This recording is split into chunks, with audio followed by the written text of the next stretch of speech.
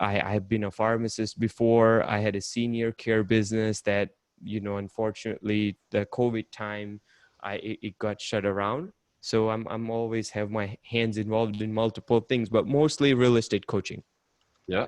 Yeah. So how did you get into real estate coaching per se? You're raising capital. You've been in the pharmacy industry. Yep. So what drew you to real estate specifically, and what made you decide you wanted to start coaching? Yes. So what happened was when I was a pharmacist, I started buying properties on site, single family, 3 unit. I built a little portfolio and I started creating passive income. That was my goal. So my eventual goal was to have enough passive income to quit pharmacy. But then I realized that that's just a comfortable thinking. To wait till you have something and then do the jump, it's not really going to work out. Yep. And then I jumped into the apartment syndication, started raising more money. I've done flips. I've done luxury ground up development around Boston. And then what happened is doing all this, between all this, I met my mentor, my coach. And then I got into the self-development world, Tony Robbins. I went with Wim Hof, climbed the mountain in 20 Fahrenheit degree and meditation retreats. And my goal initially was to do all this to get better at real estate, because I knew from day one that the information is out there, but why are some people successful and some people are not? It's just tuning up the psychology.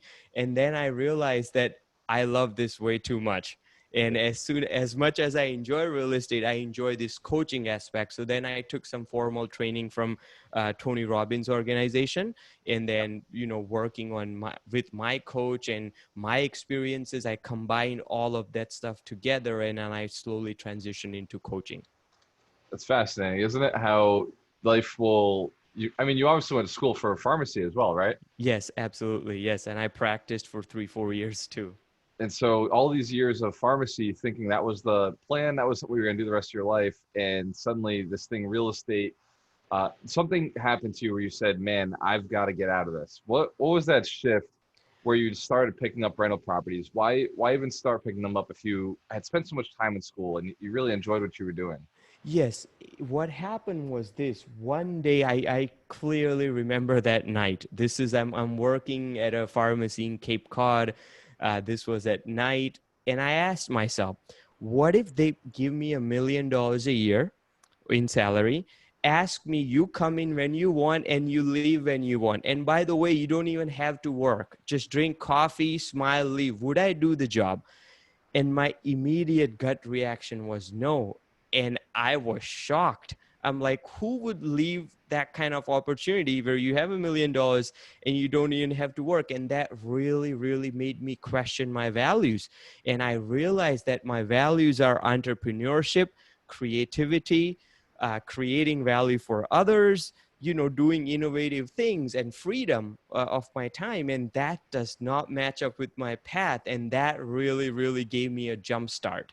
And I bought few properties, but then I realized, how do I transition out? So I wanted to do an MBA, and I had a wild idea. I'm like, why don't I buy a business I absolutely know nothing about, turn that around? That would be my MBA.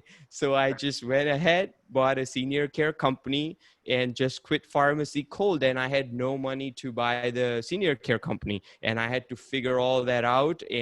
But I realized that that's just the way to progress. So That's the way entrepreneurs learn. We seem to put the bike together while we're riding it. So you decided you're going to buy a senior care facility. Now, is that a piece of real estate? no, so it's a home care, senior care business, but it's a home care model. So my caregivers go to seniors' home, and then when the shift's done, they go back to their home. I see. And how did you get into that? So that was the transition before real estate, or you'd already bought those three houses and then decided to buy this business? So I had already bought the three houses, and then I was in this business. Okay. Okay. How did this business come to you? I mean, was it from your connections in the pharmaceutical industry? No, it has nothing to do with pharmacy, but I just kept looking, and I'm like, I want to buy a business that has something to do with healthcare. and I saw senior population was under. So first year or two, I put a lot of time and energy, but then I got to a point where I'm living off the business, working 3 hours a week. And I Right. enjoyed that quote unquote financial freedom piece. And I realized that it wasn't as exciting. It's a great goal, but we are meant to be doing something more. And then that's when I realized, why am I buying these smaller properties? Everything changed for me when I was at a wedding and I'm like, I want to open up a syndication business, real estate syndication business, buy apartments. But the challenge was I knew absolutely nothing about apartments or syndication. So I told my brother, make me a website. And he's like, why don't you find me like a sample website? So I Googled, I came across this guy. I talked to him. I said, you mind talking to him? I like your business. It's interesting. He's in Texas. I'm in Boston. I sent him a $50,000 check to invest with him. And I realized that day that we are always waiting for people and systems and things and businesses to prove themselves to us, but it has to be the other way. We have to like take that jump, and we just can't be skeptic. And even though I was little, it was challenging to make that investment, he connected with me, my current business partner. He's like, we are having a conference, why don't you come down there? And then that's where I bumped into my coach.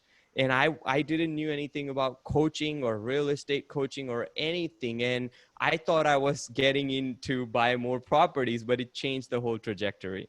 Absolutely. So it's you don't really know the path you're taking. You just know where you're looking to go, Yes. and everything's bombarding you. You're getting basically you're in flow and you're surrendering all the way through it.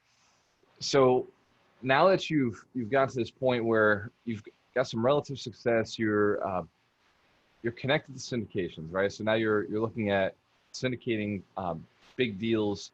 What was your first big deal? Where was it, and what did it look like? So with my partners, I knew that I wanted to focus on raising capital, building the relationships with investors, because I also realized that before I started syndication, I had a breakthrough moment that it doesn't matter if you're trying to flip properties or buy commercial properties or buy rental portfolio. All real estate gets bottlenecked by capital at the end of the day. Yep, And there's only so much you could invest. Even if you invest $50,000 worth of saving every year, what's going to happen? You'll have to wait every year. So I knew that I had to get that part figured out. And I love educating investors. And so I started with that pitch, and I approached the right partners that were very, very good at finding and underwriting the apartment complex, and they were doing the heavy lifting on that side, so I didn't have to worry about it. So my first deal was back in 2007. That was a 230 unit deal or 40 unit deal in DFW area, nice. value add multifamily, like B minus C plus. Yep, good year to do it too. Yes. 2007. Wow. So you start raising 17, capital. 17. 17. Yeah. All right. So oh yeah, 2017 definitely has gone up in value. So you started raising capital, Yep. and you don't manage the buildings. Somebody else in the partnership manages the buildings. Yeah, so basically, I'm a part of a syndicate. We are a group of general partners. The main sponsor, my company, co-sponsors. Basically, we all come together and we divvy up who's doing what. So the investor communication, the funding, acquisition, education, like I handle that piece. And Yep, then we have an asset management person that does that. And then somebody else is analyzing the deals, just strictly analyzing the deals. So that way you could go out and buy bigger and bigger properties, and we have close to 800 900 million in portfolio because it's just a model where you could grow faster. absolutely. And that built over time. Now, what structure are you in right now? Is that a typical syndicate like a 50C3 or 506B or 506C? Yes, so it's the 506. It's a combination of B and C, and depending on the deal. Yeah. Yep. Which do you prefer for raising capital? Which one's easier for you? I mean, I am fine with not marketing or anything having deals. So just I prefer just I started with friends and family, and then it started into another pharmacist, and then a doctor here, and then a referrals. And I mastered the system of maximizing the referrals, educating the investors right way. And I actually created a program called Capital Raising Pro. This is for people who want to learn how to raise capital, because there's so much that goes into it. How to really communicate effectively with investors, understanding their objections and their fears, and making sure they are the right fit. And where do we find these people? And in this noisy environment, how do you get your message out and all of that stuff? Absolutely. So what's the easiest way if somebody was looking to get access to that? What's the easiest way somebody could find out about that program? I could give you an email. They could just shoot me an email, and I'll be happy to do a strategy session. I could even send a link with some information on the program. So Awesome. I got this running on Facebook Live right now. Let me okay, grab your email address. sure. You I can am put it in the just chat actually. Yep. Awesome. So yeah, syndication, definitely a great way to raise capital. Yes. It's definitely a great way to scale. If you're looking to get a lot of units, a lot of property, have a big impact, syndication really is the faster way to get to the product. How many people are in your general partnership, in your company, and then what percentages stays with general partners and what percentages are sold out to the investors? Yes. So what happens is there's a lot that goes in the syndication industry, and there are so many models based on what you're trying to do. So my initial goal was to leverage these deals and still retain my independent company. So it's just me, and I wanted to buy the buildings. But then I realized that I don't really enjoy that deal hunting aspect as much. And I realized doing flips and development and whatnot, I think a lot of clarity comes when you go through a process. So I realized that for me, the raising capital is the big part. It wasn't before. The goal was to retain the independence so I could build my team and then maybe buy hotels or do something like that. And in terms of general partners with ours, it's 10 to 14, but it all depends. The way we have structured is because I don't want to be locked down to a particular deal. Like I don't need to be a part of every deal if I don't like it for some reason. And I travel a lot, of course, not this year, but like last year I had like 6 or 8 trips. So I want that freedom piece, and I don't want to just get locked down with something. And as far as the investor splits go, the way I look at it is, so we do 70-30, but a lot of times the 70-30 and then up to a certain IRR and 50-50 and all that. But a lot of times that confuses people. The way I advise investors or everybody is just look at grape versus watermelon, right? As you could see, a small chunk of watermelon is like 20% of, like 5% of watermelons, like 80% of grapes. So I advise investors to look at the overall risk return, the strategy, the track record, and based on that, look at the overall return. If you are getting 7 or 8% pref, and what is the projection, because some deal could be really, really great. And if somebody's offering you 60-40, that's not bad. But if you keep thinking, well, the other guys do 80-20, but the profit is on low, then it's not that good of a deal. But typically in the apartment, the 70-30 is that what we do. Yeah, that makes sense. I've heard anything as low as 50-50 and 90-10. So Yes. it depends on the syndicate. And like you said, so you run the company. You choose the same partners each time, or do you choose different partners depending on the property?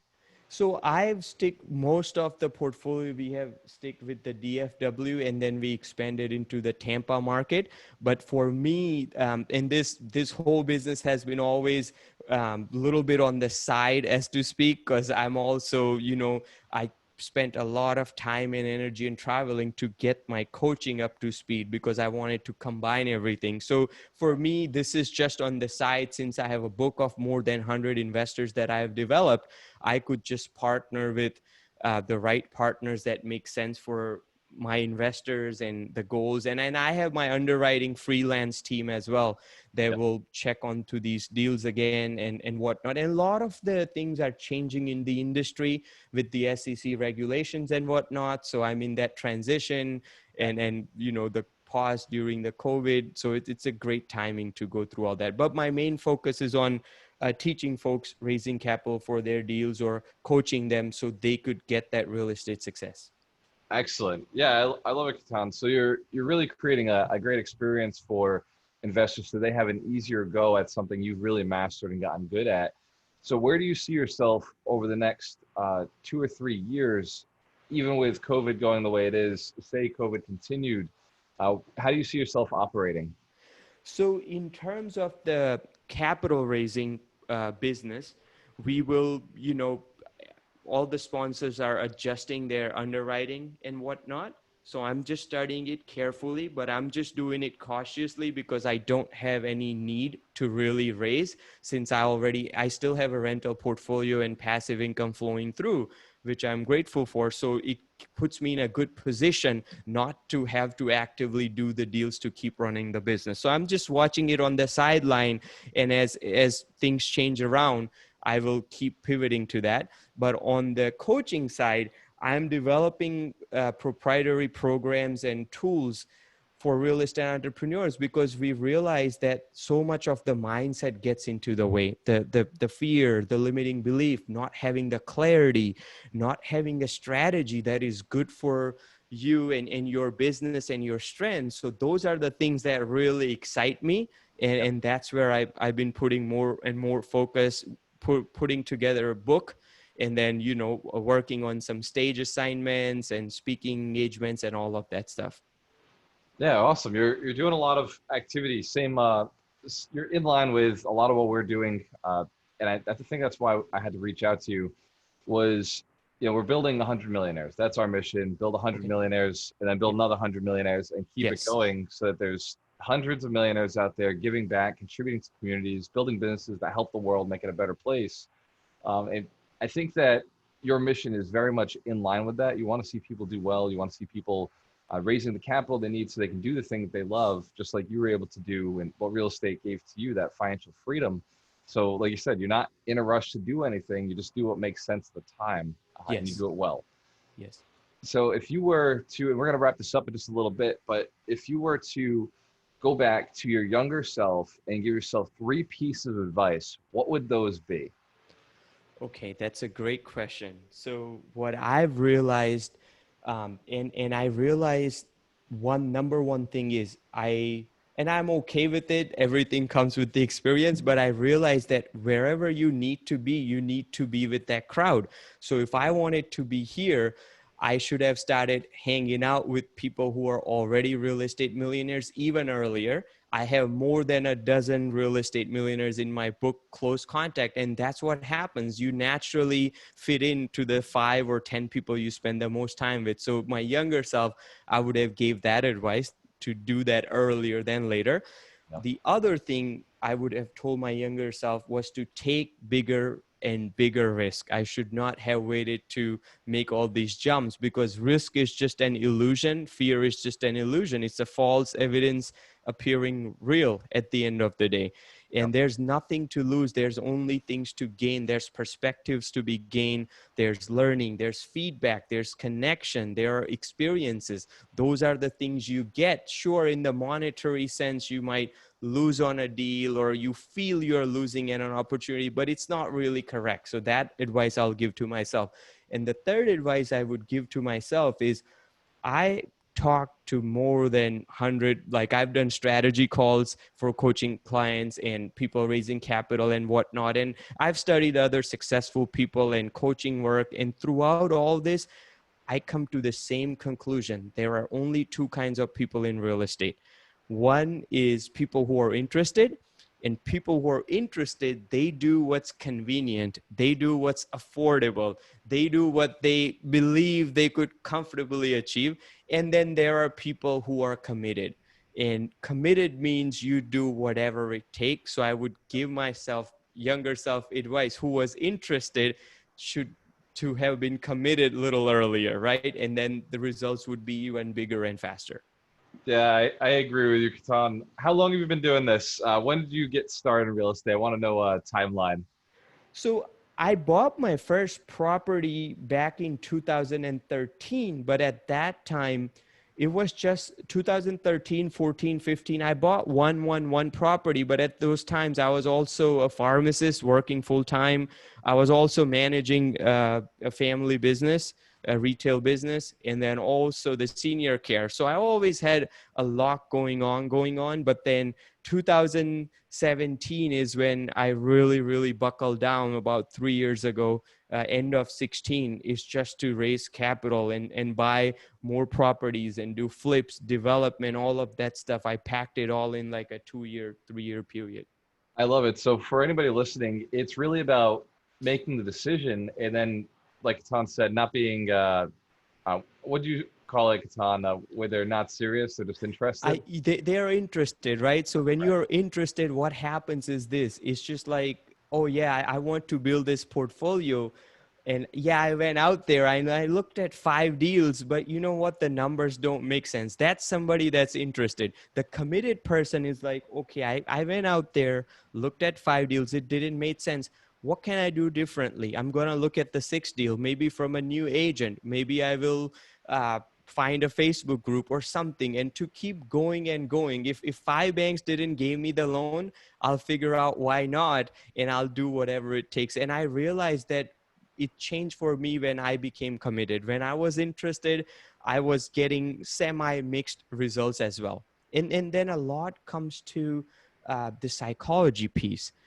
We don't take that much time because we are too busy learning the newest real estate trick or whatever it's going on in the market, and all that is necessary. But if you don't spend time to really understand your personal bottleneck, if it's some kind of thought or emotion or a hole in the strategy, it just keeps limiting you basically. Yep. Yeah, I love it. It all comes down to mindset, and Yes. that is what we're fighting, right? At any time, or maybe not fighting. That's too aggressive a word, but that's what we're eliminating, and we're moving into a mindset that's more abundant, that just sees opportunity, sees growth. And I have a theory. It comes from the book The Science of Getting Rich by Wallace D. Wattles, and what he says is that you cannot kill poverty by thoughts of poverty. The only way you can kill poverty is by putting thoughts of abundance into those who are becoming rich. And he doesn't like to refer to people as poor people. He says those who are becoming rich, people who have the potential, and not just the potential, but the strong desire and the action steps. They're willing to do it. And it's what makes all the difference. Tom, like 3 years ago, you made a decision. You made a decision to be bigger, to go better, doing what you were already doing, finding really your passion and going to the next level. And I think that your story is so inspirational. Other people can do the same thing. If they want to get in touch with you, they can go to mukhicapital.com or ketanpatel.com, or you can send Ketan an email at ketan@tompatel.com. Is there any other easier way to get in touch with you, Patel? Ketan? No, that the email would be the best. And, thank you so much for having the show. And that book is my favorite book. I read it frequently, and it's just a phenomenal book. Now I know we're definitely like-minded. So Yeah. I definitely want to do a follow-up with you. I think your program is good. Shoot me, after we get off of this, shoot me a message. I'd like to know when your next event is. If there's any way I can help promote it, definitely help you guys out.